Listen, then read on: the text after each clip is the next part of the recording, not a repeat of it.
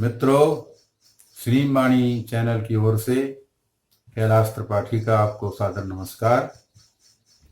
आज हम एक शब्द के विषय में, एक भाव के विषय में, एक विचार के विषय में बात करने जा रहे हैं। प्रायः लोग भक्ति शब्द जो है बोलते रहते हैं कि भक्ति, भगवान की भक्ति, ईश्वर की भक्ति, लेकिन भक्ति का अर्थ समझना जरा कठिन है। लोग समझते हैं कि बैठ करके राम नाम जप रहे हैं, कीर्तन कर रहे हैं, या ईश्वर की पूजन कर ली, स्मरण कर लिया, ये इतना ही भक्ति का पक्ष है। लेकिन आप देखेंगे कि भक्ति शब्द का अर्थ क्या है। संस्कृत की भज सेवायाम धातु से भक्ति शब्द निष्पन्न होता है। भज्यते सेव्यते इति भक्ति ही, जिसमें सेवा का भाव हो वो भक्ति कहलाती है। तो सेवा का भाव यदि नहीं है और हम कितने ही पूजन पाठ करें तो हमारी भक्ति निष्पन्न नहीं होती है, परिपूर्ण नहीं होती है। लोगों ने भक्ति की जो व्याख्या की है, बात के लोगों ने, वो केवल भगवान की ही भक्ति होती नहीं, भगवान की ही भक्ति नहीं होती। संपूर्ण मानव भगवान का ही स्वरूप है। उसकी सेवा करने से, उससे साथ प्रेम करने से, उसकी समस्याओं को हल करने से, उसकी विपत्ति में सहायता देने से और उसको अच्छे अच्छे प्रेम पूर्ण, करुणा पूर्ण शब्दों के द्वारा आनंद प्रदान करने से ही भक्ति होती है। तो भक्ति शब्द को लोगों ने एक सामान्य अर्थ में ले लिया, पूजन पाठ के अर्थ में ले लिया। क्या होता कि आप जानते हैं कि शब्दों का अर्थोत्कर्ष भी होता है, अर्थापकर्ष भी होता है। कई शब्द ऐसे हैं, जैसे कि भक्ति शब्द ही ले लीजिए, इसका 16वीं शताब्दी में आप देखेंगे भक्त लोग हुए तो इसका अर्थ का बहुत उत्कर्ष हो गया था। धीरे धीरे क्रमशः उसी भक्ति शब्द का अर्थ अपकर्ष हो गया, नीचे की ओर चला गया।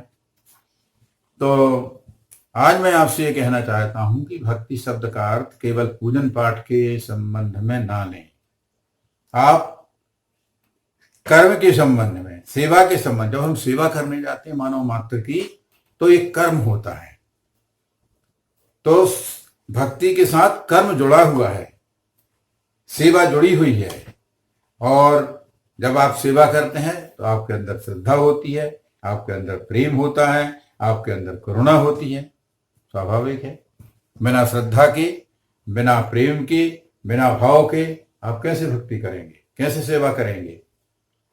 तो देखिए, आप भक्ति शब्द जो है सेवा से भी जुड़ा हुआ है स्पेशली, और कर्म से भी जुड़ा हुआ है, और आपके नित्य नैमित्तिक जो पूजन पाठ क्रिया कर्म है उससे भी जुड़ा हुआ है।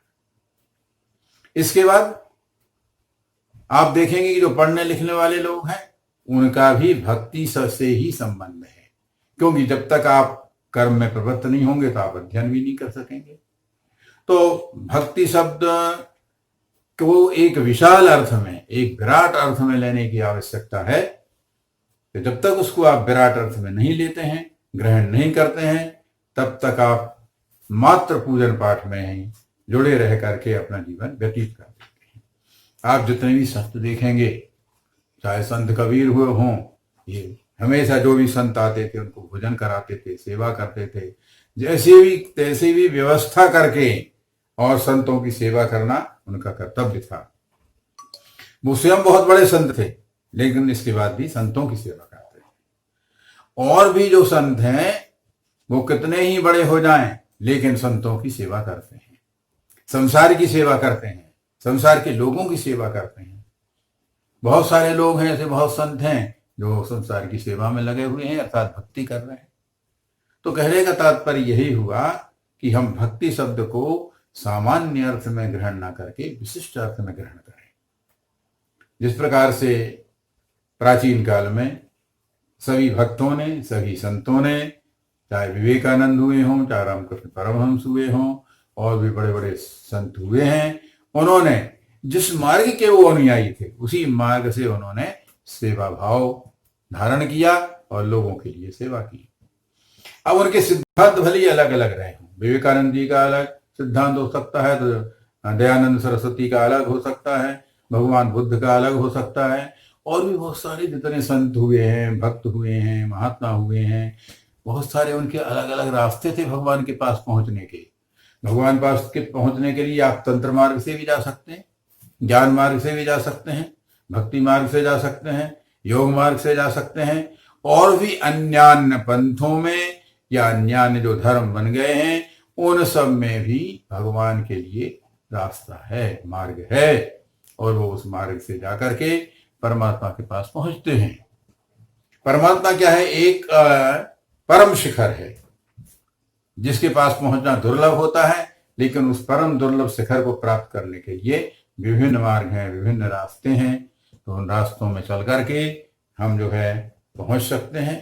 हमारा कर्तव्य है कि हम भक्ति मार्ग को अपनाएं, और भक्ति मार्ग की जो विशिष्ट बात है, सेवा भाव, प्रेम भाव, श्रद्धा भाव, उसका ग्रहण करें, तो निश्चित रूप से हमारा जीवन परम आनंदमय और सफल हो सकेगा। अगर आपको वीडियो पसंद आया है तो लाइक करें, सब्सक्राइब करें, अपने दोस्तों और परिजनों से शेयर करें, और कमेंट दें, अपने विचार बताएं। हम फिर मिलेंगे अगले वीडियो में। सादर नमस्कार।